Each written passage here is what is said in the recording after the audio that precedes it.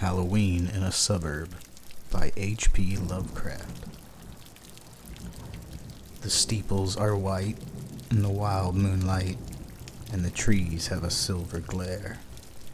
Past the chimneys high see the vampires fly, and the harpies of upper air, that flutter and laugh and stare. For the village dead, to the moon outspread, never shone in the sunset's gleam, but grew out of the deep that the dead years keep, where the rivers of madness stream, down the gulf to a pit of dream.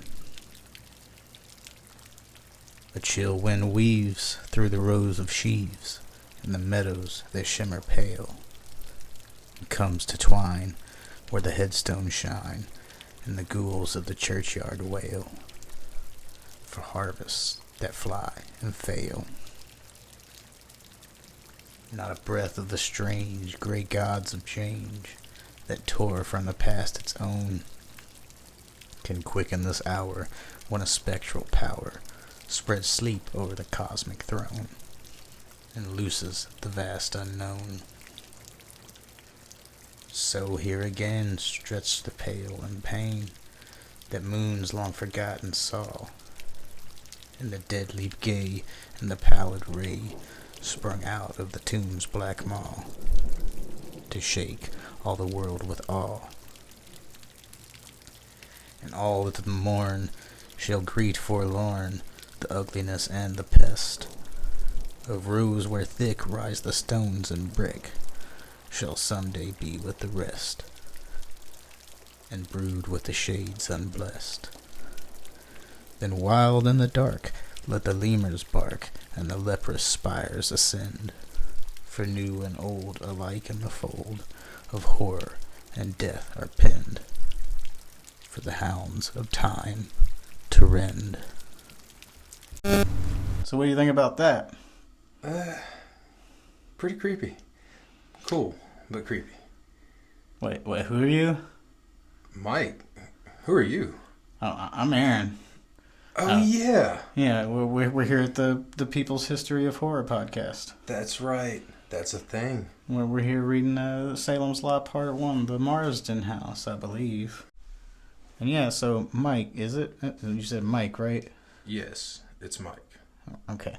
So tell us what this is about, Mike. All right, so there's this writer, Ben Mears. He's coming back to this town he grew up in, Salem's Lot. Well, that's what it's called by the local folks. The actual town's name is called Jerusalem's Lot, but everyone just says Salem's Lot. Anyway, he's there to write his next novel. It's a story about a haunted house, inspired by some childhood experience with the Marsden House. Now, the Marsden House was a house that was formerly owned by Hubie Marsden. He was he was connected to the mob, a hitman for him, nasty guy. So there's some history there. But he had some scary experiences, we should say. So he's going there to write his novel about that. When he gets there, he quickly becomes friends with this teacher named Matt Burke and starts a relationship with this woman named Susan Norton. She's a young college graduate dreaming of leaving town. She's an artist, right? Yeah. Trying to be. Anyway, when he returns, he plans on renting the Marsden house, only to find out that it's been sold. It's been sold to a man named Kurt Barlow, who is an immigrant who's moved here to sell antique furniture and has opened a shop. Only thing is, no one's seen him at all. The only person to be seen is his partner, Richard Straker. But in truth, Kurt Barlow is actually a master vampire, and Straker, it's his human familiar. And like vampire and familiar, it's like Dracula and Renfield. Exactly. So Dracula is a apt, comparison, because that is in fact where he originally came up with this idea. Oh, yeah? Yeah, he was working as a teacher at the time. He was an English teacher. high school English teacher, and he taught this one class, which I wish we had these kind of classes because it was a fantasy. Stephen King as a teacher. Well, he wasn't famous at this time, but he taught this class. It was science fiction and fantasy literature class, so it was like an English 4 type of thing. And he was specifically going through his notes and teaching the book Dracula. And I guess being Stephen King, he just had this idea of like he was interested in Dracula, and he was talking with his wife about it. And Tabitha King is also a novelist, by the way, but she mentioned he asked her the question of what if Dracula came to America, like what if Dracula came to New York City. She said he'd probably be hit by a cab and die immediately. But obviously that idea stuck to his head, but he was thinking more of a small town. So specifically he references the novel Pleasant Place, and so that's what sparked the idea. And obviously there's a specific character that's obviously him as an English teacher, and another character that's obviously him as a writer, but we can get to that in a minute. But he wanted his vampires to be a little more vicious than Dracula, so he drew inspiration specifically from the vampires in the EC horror comics. Much scarier instead of romantic. Yeah, exactly. Because, I mean, yeah, that's really what Dracula kind of is really just a sex book. Oh, yeah, it was. I mean, porn. It's porn for the 19th century. I mean, Dracula literally is just... It's the original 50 Shades of Grey. Well, I mean, the fear was based in, like, sexuality, but also foreigners. So, like, the sexuality of foreigners, like, don't come to our country and bang our daughters. Like, that is where a big part of the fear is really based. And then, obviously, foreigners with wealth also coming to your country. It's a big problem for all your shit. Yeah. And so that that is also kind of where you do get the character of Stoker being a furniture salesman, and all these really nice antique pieces of old foreign money coming to small town America. Like there's something to that for sure. But yeah, he definitely wanted his more vicious, more bloody, more because everything in Dracula, while obviously a lot of that was terrifying for the 19th century. It could be much scarier. Yeah, like it could be much scarier, but like it could be scary in a different kind of way, and that's really what King was going for, is more of the, blood-curdling screams as opposed to the soft moans in the night, Well, he did it. Yep. Well, since we're talking in comparison to Dracula, I mean, let's look at the characters, man. You got your Jonathan Harker with Ben Mears. You got your Mina with Susan Norton. You got your Abraham Van Helsing is kind of split between Matt Burke and Father Callahan. Ooh, that's interesting. We'll definitely get more into that as we go along, because I do want to keep Dracula in mind throughout this book, just because it is definitely... One thing that I also noticed that Stephen King brings up in the introduction of the edition I was reading is you can also map that same comparison on to Lord of the Rings, with Dracula as Sauron, Jonathan Harker as Frodo. I never thought about that. But, Abraham Van Helsing as Gandalf comes in with more of his knowledge and wisdom and ability. But we could do that all day. But we're speaking of Jonathan Harker and Ben. Both of those characters are, in my opinion, more like ciphers to kind of feed information through, as opposed to actually active characters. Yeah, they're not. When you say they don't that, feel real. They feel like they're just there to kind of give you information about the town and the other people. It's just like Susan Norton is really more of a plot device. Especially later in the book, but we'll get to that later. She kind of feels like the Ben Mears for Ben Mears. Yeah, pretty much. That's how you get his information. And backstory. as far as Ben, like obviously to me, the whole love triangle that's going on between Ben and Floyd Tibbets and Susan. It's not much of a triangle. Floyd's just It kind really of butthurt. does. It really hurts Susan's character even more, making her even more of just like her entire identity is either in comparison to Ben or Floyd. And there's little more other than her little squabbles with her mom, which I feel like that's really just a holdover from the whole Carrie and Margaret White relationship. Honestly, it's just a cliche at that point. Young woman getting into it with her mother. Because, I mean, there's one part where... Because one thing that King does well is tell bad jokes, or have his characters tell bad jokes. And, like, that was the whole meeting between Ben and Susan and their whole little first date. Like, the whole point of that was really so Ben could tell the story of the Marsden house. And, like, I really feel like that's all Susan is there for, except for what happens later. Because to me, the real characters in the part of the book that we read is Matt, simply because... like, he's an active character, so stuff is going on around him, and he's acting against it. I gotta say, as of right now, it's hard to argue against Matt being my favorite character right now. He's just such a likable guy. Personally, my favorite character right now is probably Mark Petrie, the little boy. Was he 11? Something like that, 11 or 12. The little horror fiend. He's us. Yeah, he likes his little horror characters, and to me, he's one of those characters that, like, he reads more like an adult than a kid, which is fine because there are kids like that. But it makes him more immediately interesting, like the way he dealt with the bully at the beginning. Like, he actually sighs, like it's a, like, why am I having to deal with this? This is below me, and not in like the condescending, arrogant kind of way. But he's just like come on, man, really. But then he handles it so easily, and it's just like brush the dust off his shoulder and walks on.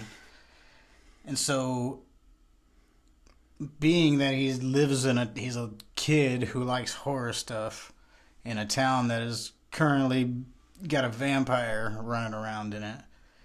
Like, he was in fact written for this story, but like he is the perfect character to be a part of this, because he's gonna be the most exciting to read. While Ben was, he's a good guy. He has an interesting, tragic backstory. Losing his wife, that whole situation. But then he's obviously got the connection with the Marsden house, which we'll get back to here in a minute, because it is also kind of its own character. But really the best character in the book, and I think you'll agree with me, while a lot of people expect me to say Barlow right now, because he is a great character, but the best character in the book is the lot itself. Ooh, the lot as a character. I love that concept.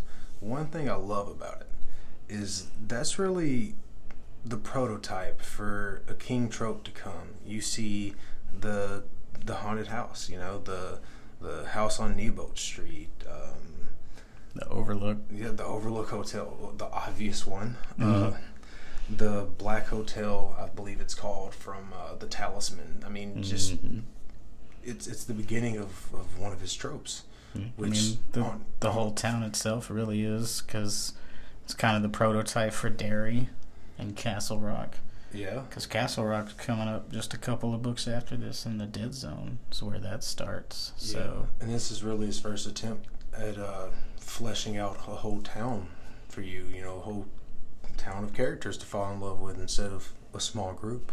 Yeah, he tried that a little bit with Chamberlain and Carrie, but this is the first time that he really delves deep and gives us multiple characters, the events from multiple points of view, and like we were saying, that Ben and Susan are more like ciphers than actual characters, where we just get information through them, where they don't really act that much, at least in this part so far.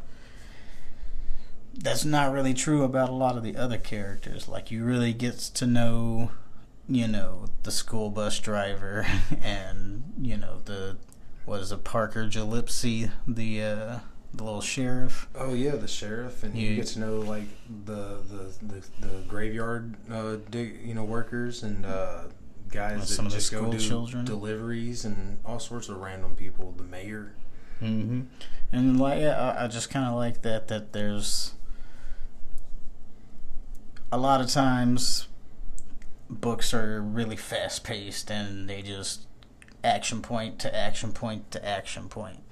Which is fine. Like, I like a fast-paced thriller every now and then, but with something like this, it's more...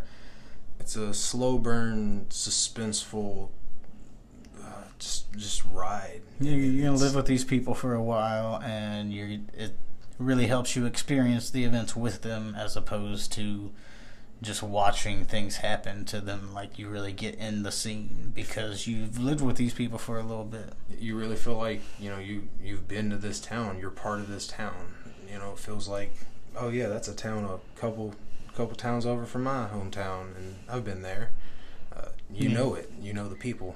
He really perfects this with something like Derry or Castle Rock, the two towns that he repeatedly goes back to because they're there. They exist in his imagination as places that you can just go to. I mean, Castle Rock's a little unfair. You got like 12 books for that one. It was like 5 or 6, but yeah, I get your point. But I mean, like, both of the books, or all 3 of the books that Derry have Derry in them. They're huge, so it might as well be 12 books. But I mean, that's really, like you mentioned, that the Marsden House is also kind of a prototype for something like The Overlook, which is coming up right after this book. But then there's you said the house on Neibolt Street. One other thing I want to mention about this is like, it's not just a haunted house, because there's more of an evil house, because it's not like there's a bunch of ghosts in this. A lot of this is the house itself is just kind of poisoned or tainted or something. Like, there's just an evil stain on it. And so obviously when we get to The Shining, we'll really delve into that concept. But this is really where that whole thing starts. And I mean, you might as well also just say the same thing about the town, because Derry is clearly evil. Yeah. So is Jerusalem's Lot evil, or is it just... It's more of a, this place is evil, not this house is evil. Yeah. So another prototype of his from this book would be the writer is the protagonist with Ben Mears. And not just that, but about Ben Mears, but it's also really interesting that he's kind of a shadow of King, a reflection of him, if you will, from him being a writer. He tries to write himself into that character, which he does with several main antagonists or protagonists or main characters, if you will, in upcoming books of his. Yeah. Well, I mean, he also has, like we mentioned, he was teaching at this time. So you have Matt as a teacher. And I kind of saw Ben and Matt as like those two sides of him, which is probably why I consider Ben not to really be much of a character, because he was just kind of that, which it does kind of work that he's the prototype of the writer protagonist, because he doesn't have much more going on for him, really. Yeah. But I do like the fact that this book is just chock full of King prototypes. He's really stretching his legs in this book and throwing out all these ideas that he'll go on later to perfect. Another prototype of his would be Mark Petrie. I mean, he's kind of what I call the boy wonder of his stories. You know, the young preteen boy trying to save the day. You see it really getting into a mess of stuff. Oh yeah, you see it multiple times with you got Jake Chambers, Jack Sawyer. Those all are the kids from it. Yeah, all the kids whole from gang it. of them. But as far as Mark Petrie, he really is what, because at this time a lot of people don't know. He's already started writing The Gunslinger, which is the next book that we'll be covering, but he hasn't published it yet. And we won't get too much into that, but that is where the character Jake Chambers first appears. And so I do find it interesting that this is the period that he would have been writing that in.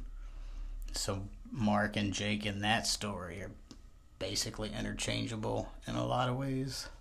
So I find that interesting. But he's teaching at this point, and that's Matt. He's writing at this point, and that's Ben. One more thing I want to bring up about Matt real quick. Like, just how terrifying would it be that the teacher of the town, the scholar of the area, if you will, the one that's the guy that's supposed to know stuff. Yeah, the smart one of the bunch. The rational is guy. the one that looks at you and says, guys, it's vampires. Like, come on. When he's the one to tell you, hey, it's vampires we're dealing with, yeah, fuck this, I'm out. I'm moving. Yeah. I mean, that is a good point. And it brings up the idea that, once again, that Matt is basically one half of the Van Helsing character here. Because while you would also think Ben would also, he's a writer, you would think he'd have a little bit more pushback against that, oh, the guy's is a vampire. Like, both of these guys, neither one of them really seem like the kind of guy who would just be like, oh yeah, it's vampires. Obviously, Ben has a history with the supernatural and weird events, so that's probably why he's more willing to be like, all right, let's... A little more open-minded to it. Yeah.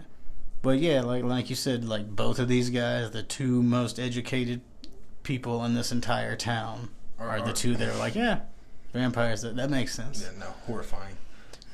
And so, and where you have one side of King being the writer, one side being a teacher, the other side being the horror fiend and little Mark Petrie over here.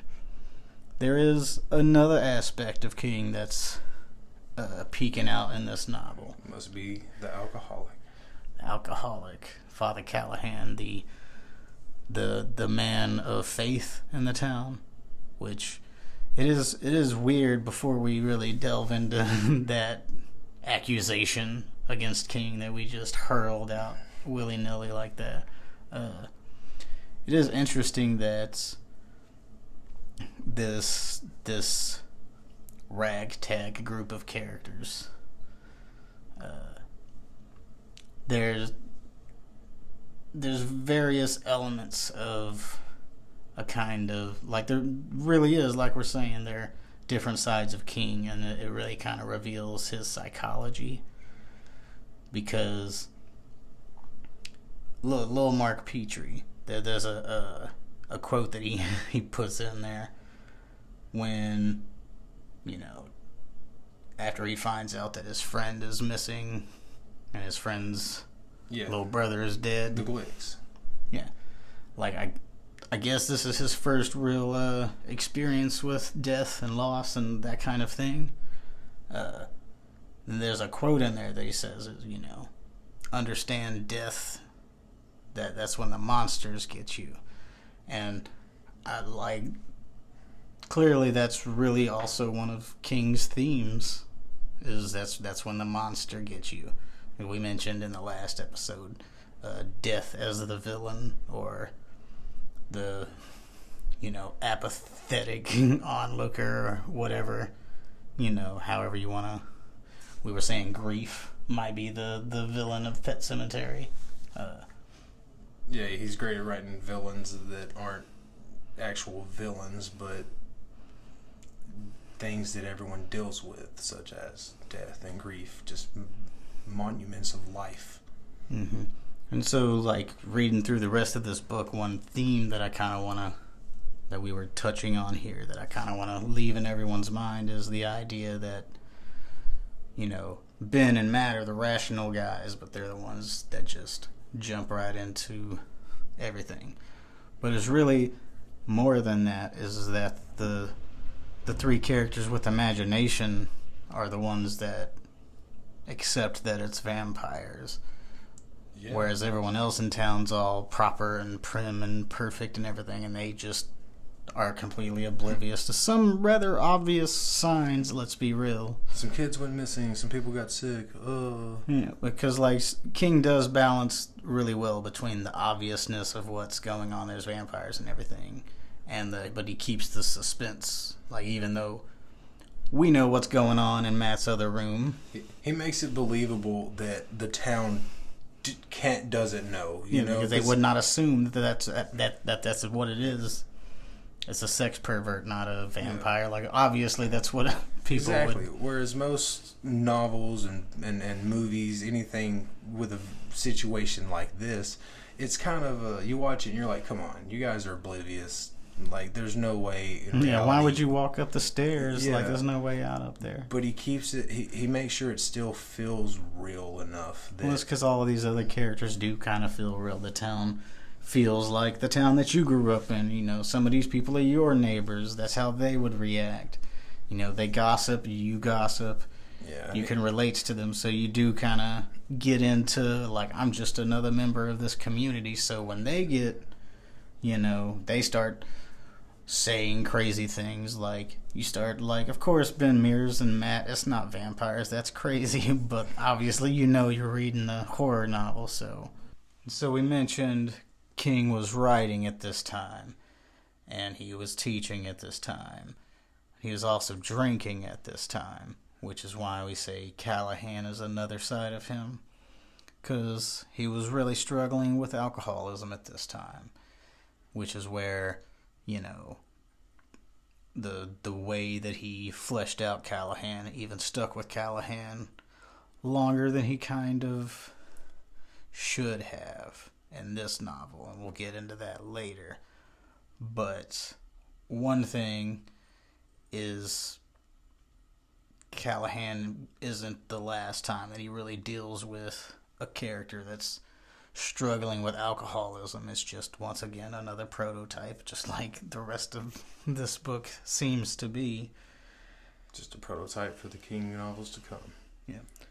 It's also King's favorite of a lot of his works. For many years, he told people this was his favorite book. And I think one of the reasons it might be is because this is the first time that he started kind of admitting to himself that he had a problem. And then, obviously, he delves deeper in the next book with Jack Torrance and The Shining. Speaking of The Shining, I believe that there's a scene in this book that is one of the earliest examples of The Shine. Granted, you obviously have Carrie, which, come on, she's got the shine. Clearly. But there's a character named Bertie Marston. She was married to Hubie. I believe that her and her sister had the shine, or at least one of them to some degree, because when she dies, her sister wakes up and says, "My sister just died, and her husband Hubie just killed her. I saw it happen. I saw it through her eyes." How else would that happen other than the shine? The way it shows it, you know, it works in multiple different ways throughout more of his works. Through many of these books, we'll definitely touch back on the shine, and I mean, I kind of agree with you. I also think that a lot of the boy wonder trope that we were mentioning with Mark Petrie, and you're welcome for that term, leading into characters like Jake Chambers and Jack Sawyer and several more, like you said, all the Losers Club from It, which we'll get into more. And obviously Carrie had the shine, and I think a lot of those like had the shine. And with the Losers Club, for example, like, there's no real explicit abilities like that, but I think there might be something in the whole Pennywise curse that they kind of get, which obviously we'll explore all that in depth when we get to it. Yeah. When we get to it. But I think there's some questions about the shine and where and how it gets included in the multiverse. Once again, there's a lot to be said about it that really doesn't. There's no point in mentioning it now, other than that you brought it up. But like that's definitely a trope that we should keep in mind going through. We could probably find other characters that have the shine and it's just never really explicitly focused on. But that's one of the strengths that King really shows in this novel is how he fleshed out the history and the townsfolk. And not just the town and then the history of the town, but in my opinion, little things such as that, he's fleshing out his universe. And there's a debate to be had. I don't know if it's going to be a debate or not, but there's a question to be asked about that of how conscious is he at this point about building that kind of multiverse, because I don't think he was. I think a lot of it happened by accident and he just kind of stumbled into like, whoa, a lot of this stuff is even if he wasn't and it was by accident, it just goes to show how great of a job he's done at looking at his past works to use that to flesh out the universe even more and build off of that. If he wasn't actively building a mythology, he did a good job of keeping the mythology that was built together with each consecutive novel. And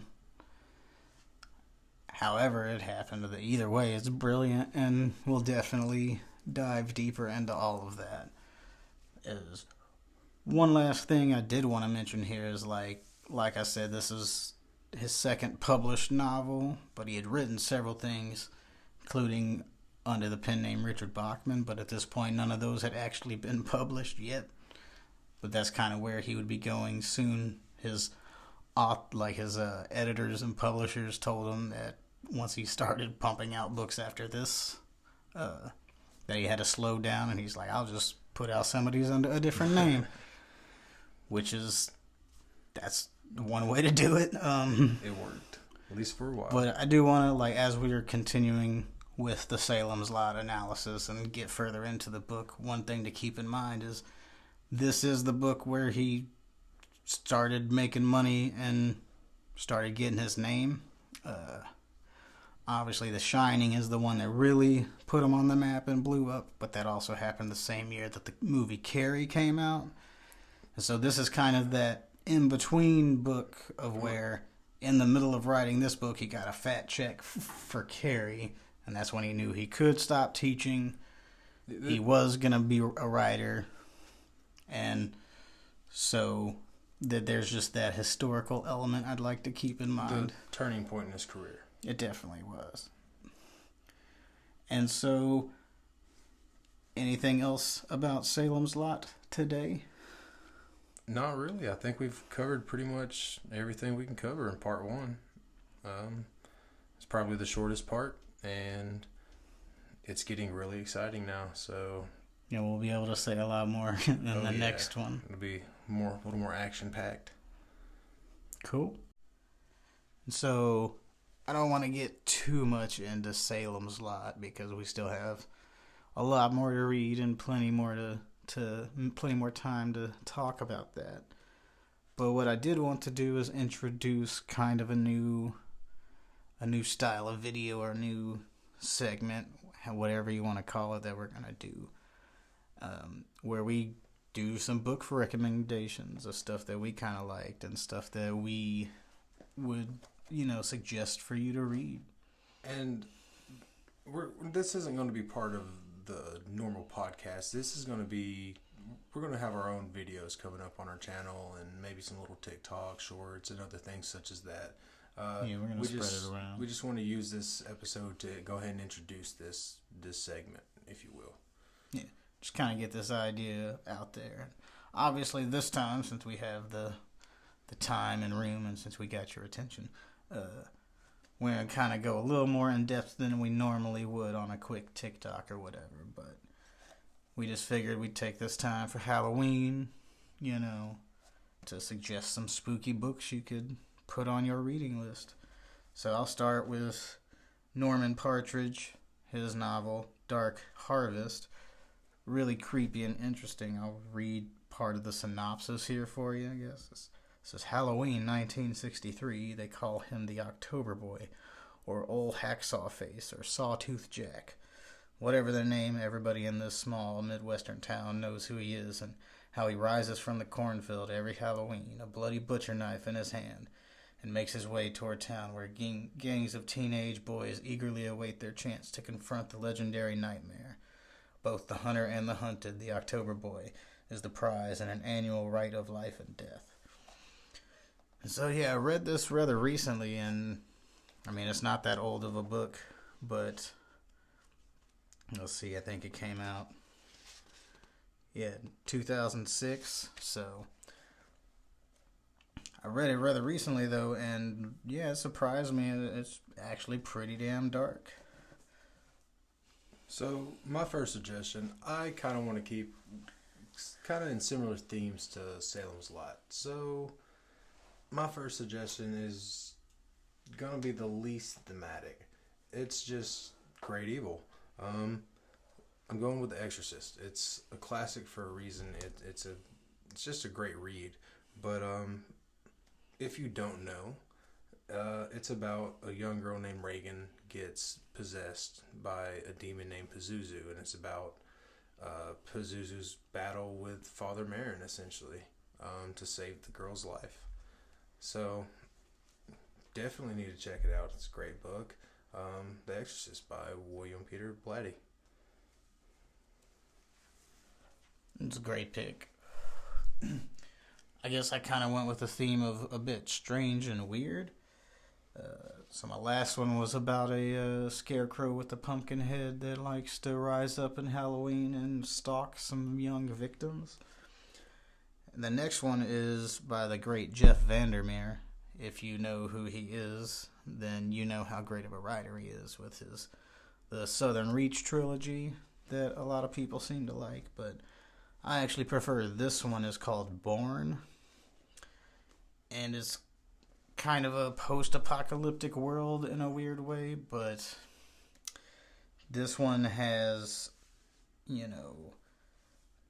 a crazy city that's got a bunch of discarded explosives and technical bits and bobs all over the place.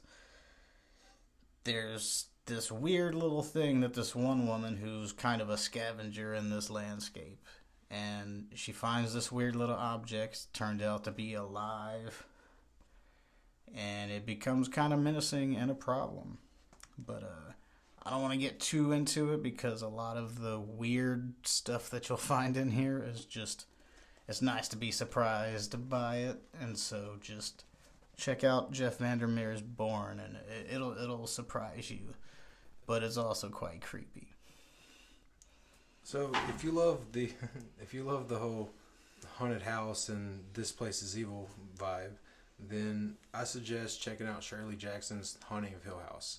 It's great. It's about a group of people that go to this place. I don't want to ruin too much, spoil anything. They go to this essentially a mansion called Hill House, and it's about them being haunted while they're there. Ghosts, poltergeist. Pretty intense, pretty scary. Highly recommend. Also a great pick. Keeping with the theme of strange, weird fiction, my next pick is China Mieville's Perdido Street Station, which is actually the first in a series about this town called I don't even remember exactly how to pronounce it. New Crabuzon. It's also kind of post-apocalyptic, but this one's more fantasy in the sense that there's like weird magicians who have weird science magic, and there's some alchemy going on. There's a lot of drug addicts and whores and musicians, and there's just this weird, punky, dirty, grimy, like culture that's built up in this half-dead city. And then there's like people who are called remades, who have either other beings' parts grafted onto their body to make them more unique or whatever it is that they want. And there's this one guy who's basically the mad scientist character. And he has this theory that he's trying to work towards. And there's a lot of crazy surprises, and there's a lot of heartbreak and emotion, and the characters are super deep, and it's just a really weird landscape with an interesting little mystery mixed with like a what's next type of discovery thing. And the whole series is pretty good, and it's just something I think you should check out. That sounds pretty dope. I'm gonna have to go down to Hastings and see if they got a copy of it. My final suggestion, man, if you haven't read it, you definitely have to. It's got to be Bram Stoker's Dracula, since vampires. It's the godfather of all vampires. It's the classic, the best. It's not the original. It's even better than Varney the Vampire. That's a later discussion. But we've already discussed Dracula quite a bit in this already, to be honest. So I don't think I need to discuss it anymore. It'll come up again. Oh, definitely. And so that's 6 good book suggestions there for you. And so going forward, this will, like we said, be its own little separate video series. And so we'll probably do things a little different and kind of play around with ideas. And y'all can tell us what y'all like and give us book suggestions. We got a Discord and we got a Patreon. We would like y'all to get on there. Give us a subscribe. Of course, a Facebook page. Yeah. So like and share. Do all those things. And while you're at it. And a YouTube channel. Obviously. Yeah. Subscribe to the YouTube channel, obviously. And while you're at it, y'all can listen to us ramble on the next episode of The People's History of Horror. Signing off. Thanks for hanging out with us at The People's History of Horror, all you wicked little ghouls and ghosts and goblins.